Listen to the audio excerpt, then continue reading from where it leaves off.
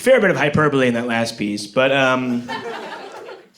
there is an element of truth, obviously, and I think what it is, the mother represents like sort of like the total, like the 100% level of trust and intimacy and love, unconditional love. It's like already there, it's built in, it's innate, and I have a hard time building to that with someone I don't know. Like, to get from zero to that is a very uncomfortable process for me. Like, the idea of intimacy is really, it fucks with me. Like, I get in those intimate moments where like they're unguarded and vulnerable, and I get the fuck out of here. Like, my gut instinct is like I gotta leave.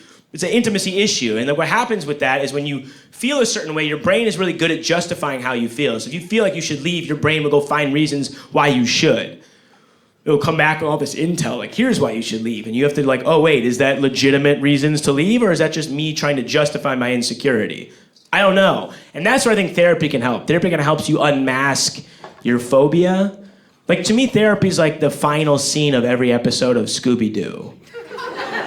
Because the whole episode's the same thing. They're like, it's a ghost. And they take the mask off at the end. They're like, oh, it's the guy who owns the bakery, or whatever. I don't know why they don't catch on at some point, but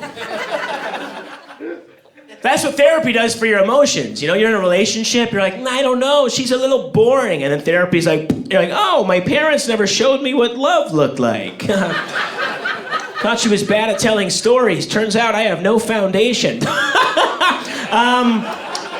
I am broken irreparably from the inside. I'm flying blind without a map. I'm replicating a power dynamic instead of establishing reciprocity. Silly me. I thought she used the wrong form of "your" in a text message. Turns out I've downloaded my sexual identity from movies. Whoops.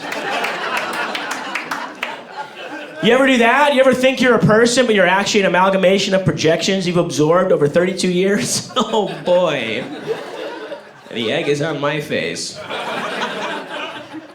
Is that a thought or a plot line from a 1996 film? I guess we'll never know.